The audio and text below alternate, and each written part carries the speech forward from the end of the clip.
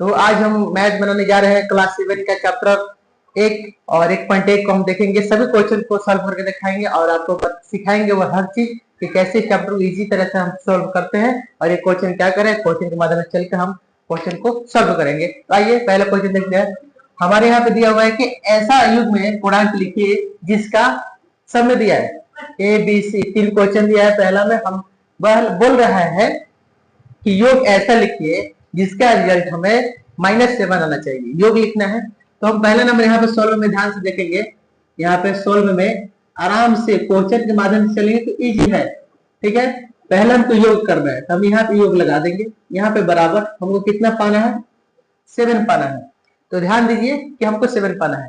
तो ऐसा तो हो सकता है कि कभी भी आपका आंसर माइनस में हो, यानी कि हमेशा संख्या एक संख्या बड़ा होती है जो माइनस में होती है और एक संख्या छोटा होता है जो प्लस में होता है। इस चीज को आप ध्यान दीजिएगा।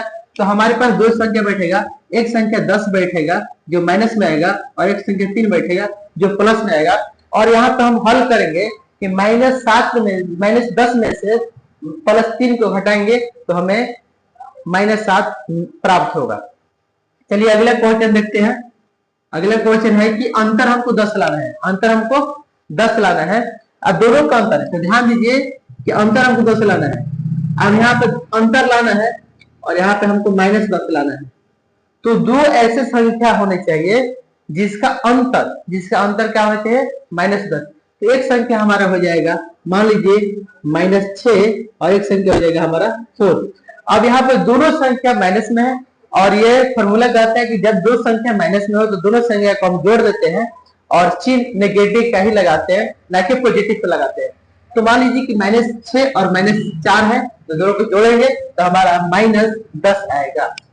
अगला क्वेश्चन है कि ऐसा योग लिखिए जिसका योग मतलब 0 आएगा। ऐसी संख्या जोड़ना है जिसका जोड़ने पर हमको 0 आए। तो मान लीजिए कि हमारे जोड़ना है एक संख्या और हमको कितना लाना है, 0 लाना है। तो जितना संख्या इधर हम पॉजिटिव में लिखेंगे उतना ही संख्या हम उधर नेगेटिव में लिखेंगे तो हमारा आंसर कितना आ जाएगा, 0 आ जाएगा, ठीक है। सेम संख्या में योग और अंतर दोनों बराबर होते हैं। सेम संख्या का तो हमेशा कैलकुलेशन करने पर, हल करने पर 0 ही मिलता है। चलिए 2 नंबर क्वेश्चन देखते हैं। 2 नंबर क्वेश्चन क्या कह रहा है कि ऋणात्मक पूर्णांक लिखिए जिसका अंतर कितना आना चाहिए, 8 आना चाहिए। जिसका अंतर 8 आना चाहिए। एक सिंपल लेते हैं।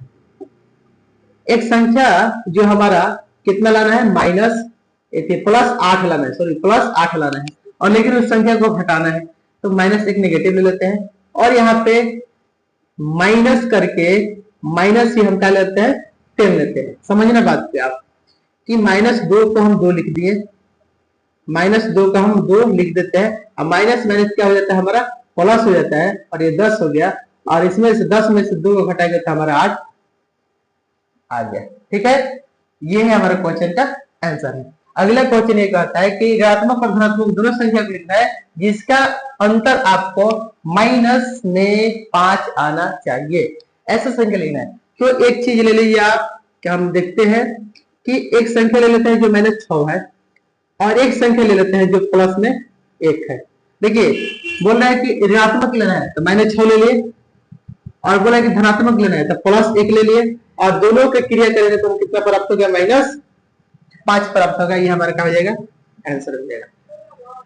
सी नंबर क्वेश्चन क्या है कि ऋणात्मक और धनात्मक दोनों लिखना है लेकिन ऐसा लिखना है जिसमें हमारा -3 आना चाहिए, -3 आना चाहिए। तो -1, ठीक है। और धनात्मक भी लिखना है हमें यहाँ पे। तो यहाँ पे ध्यान दीजिए कि हम यहाँ पे 1 न करके हम 4 लेंगे और +1 ले लेंगे और यहाँ पे हमारा दोनों अंतर करेंगे तो क्या हो जाएगा, हमारा -3 आएगा। समझिए कि एक संख्या लेना है ऋणात्मक जो -4 ले लिए, एक संख्या लेना है धनात्मक जो हम प्लस में 1 ले लिए और इसमें से -4 में से 1 को घटाएंगे तो -3 हमारा प्राप्त हो जाएगा। अगला क्वेश्चन यह है कि 2 टीम है, टीम ए और टीम बी, दोनों का अपना अपना स्कोर है। इसमें देखना है कि कौन सी टीम अधिक स्कोर करती है। तो चलिए हम क्वेश्चन के माध्यम से देखते हैं, दोनों का तुलना करते हैं। तो टीम ए का लेते हैं जब हम, ठीक है, टीम ए लेते हैं तो हमारे पास क्या है, संख्या -40 है, ऐड करेंगे 10 है ऐड करेंगे 0, ठीक है। सभी ए स्कोर को हम जोड़ देते हैं, तो हमारे पे यहाँ पर प्राप्त होता है -30।